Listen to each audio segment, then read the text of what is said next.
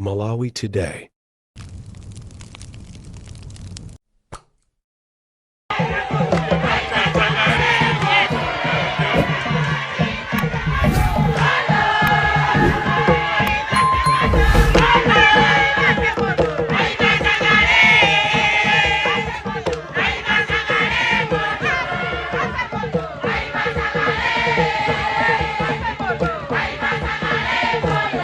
Tikulandireni kwina kuli konse kumene muli pa Malawi lero kaya lero muli bwanji. Nkhani imene yangotipeza kumene ndiyonena kuti President Dr. Wazisiyadi watumiza Dr. Mafunso kuti akayimirire ku msonkhano wa United Nations umene akutcha kuti 29th United Nations Conference on Climate Change umene ukuchitikira ku Azerbaijan kuyambira pa 11 mpaka na pa 22 November mchaka chino cha 2024. Nde Dr. Mafunso anyamuka lero kupita kumene kuku koma akabwerera pa 15 November. Vice President Dr. Mafunso will today leave for Baku, Azerbaijan, where he will attend the 29th United Nations Conference on Climate Change, COP29, from 11 to 22nd November 2024. The conference is expected to provide a platform for Malawi to lobby for timely and adequate climate financing for the country's initiatives to mitigate climate-induced impacts and foster resilience. The Vice President, who is also Minister of Natural Resources and Climate Change, will also represent the voices of 45 other member states in the least developed countries LDC group on climate change, which Malawi chairs. According to a statement from the Minister of Foreign Affairs, the plane carrying the Vice President is expected to depart Kamuzu International Airport in Lilongwe at 4:45 this afternoon. Nde anthu amadabwa kunena kuti kodi pamene papa Dr. Mafunso stand yawo ndi yotani, kodi iwo ayimira pawo President wa UTM chifukwa monga mukuziwa kuti pa 17 November ndi UTM convention umene ikuchitikira ku Nzozo, koma sitinamvepo china chilichonse chokhuzana ndi Mafunso kuti akapanga submit mapepala awo owayenereza kuti ayimire pa mpando. Nde leronso mmene kwachamo tikuona kuti akupita kumalonga amenewo, koma ndi kuti akakabwera kumene kukhala kuti kwangosala masiku awiri okha kuti convention ichitike. Nde anthu akudabwa kuti koma iwowa ali nawo di mndandanda wa anthu amene akuyimira pa president wa UTM kapena chikuchitika ndi chani. Nde ifeyo sitili pano kujaja timakhala tikunanda nthawi kunena kuti sitili pano kuweruza komano mmene zikuchitikira zinthu tokha timatha kungoona tokha ndife anthu tu. Ndeno timakhalanso ndi maganizo osiyanasiyana. Nde tingodikira tione kuti zinthu zikhale motani.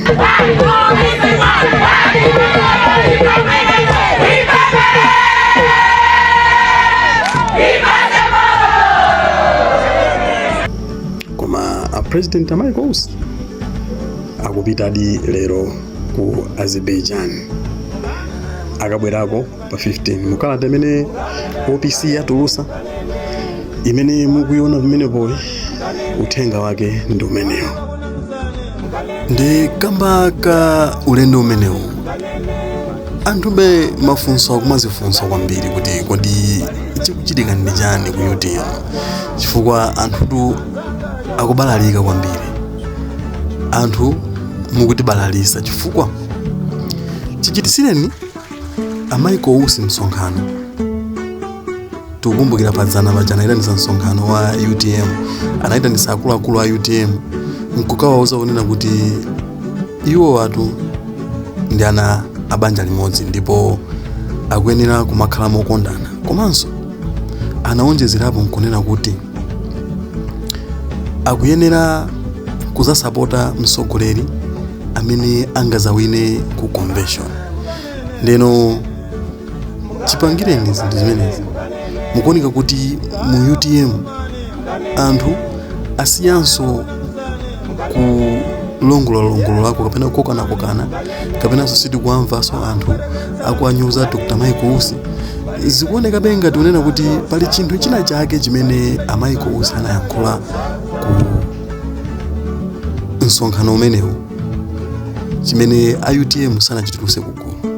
Lesapo bodza tulonena kuti tikuwalesa kuti asapite kwakuti tikutsatira ndondomeko zimene tinagwirizana potuluka mboma zikomo kwambiri.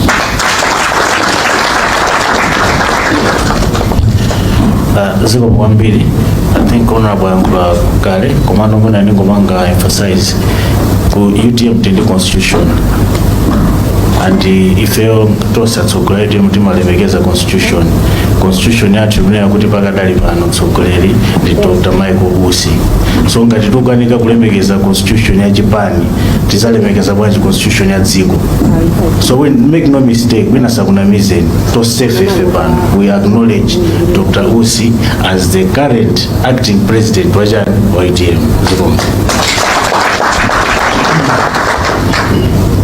Kumbukira ku msonkhano wathu lankhani umene unalipo m'mbuyomu umene anachitisa akuluakulu a chipani cha UTM ananena kuti sakuyenera anthu kumafunsa kuti kodi Amaiko Usi apanga submit mapepala awo osonyeza kuti akufuna kuyimira president chifukwa choti pali njira zingapo zimene zinakhazikitsidwa kuti anthu agwiritse ntchito popanga submit mapepala owayenereza kuzayimira president. Imodzi mwa njira iyi ndi email, ina ndi kukapereka pamanja. Nde ananena kuti a Felix Njawala ananena kunena kuti iwowa sanganene zambiri chifukwa sakudziwa kuti mwina Amaiko Usi anapereka zikalata zawo pa email zomwe sanali sure. Amangonena kuti mudikire kaye komiti imene kuyendesa zolandira mapepala amenewa izatuluse maripoti kuti amene akuyimira ndi ndani. Nde ulendo umenewu wausa mafunso ambiri amene akufunikira mayankho kunena kuti kodi Amaiko Usi alidi pa mndandanda wa anthu amene akufuna kuyimira nawo upresident wa UTM kapena azitaya basi, chifukwa sizomveka kunena kuti munthu akabwere kutangosala masiku awiri wokha kuti convention ichitike. Ndi zinthu zodabwisa kwambiri. Nde muonenso kuti anzawo amene akufuna mpando umenewu ali kalikiliki kupanga campaign kucheza ndi delegates ochokera madera osiyana-siyana. Anthu ali kalikiliki akoni kuti anthu ali busy sanakhale mboma sanabepo ndama za mboma mukalakwisa zoti muzitenga anthu anali mboma akubwera mukudziwa akupita kuti abwererenso akapitirize kuba pamene nasira paja. Ine sinakhale mboma sinabepo ndiye kuti ndikupita ngati munthu wafu. Koma Amaiko Usi sakutekeseka, sizikuonekaso kuti zikuakhuza ndithu iwo kwambiri angokhala ngadali pakatikati. Ndeno ife tisankhule zambiri ndipo tisanene zambiri, komabe kwathu tiyende kungokhala kudikira mpaka na lizafike siku la convention ndi tisaone kunena kuti kodi amene apikisane nawo pa mpando umenewu ndi ndani. Nde ife kwathu mkungoyana. Nde ifeyo timakhala tikukupemphani nthawi ndi nthawi kunena kuti pakakhala nkhani ngati zimenezi comment section imakhala yosegula kuti tizitha kukambirana zinthu kuma commentiko. Nde inu mukuona kuti zinthu zimene zikukhala motani, kodi inunso mukuona ngati mmene akuonera anthu ena kunena kuti Amaiko Usi azitaya kapena inuyo muli ngati ife amene tikungodikirira kuti tizaone tsiku la convention kuti iwo azakhalapo kapena sazakhalapo, iwo akuyimira nawo kapena sakuyimira nawo. Nde athu ndi maso komanso comment section tiyeni timve zambiri.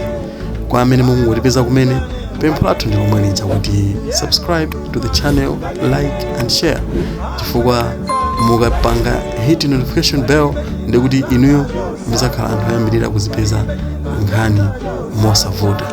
Nde tingokupemphani kuti please subscribe. Nde kufikiranso nthawi ina tiyeni tionanenso mzigawo zina. Makoma nonse.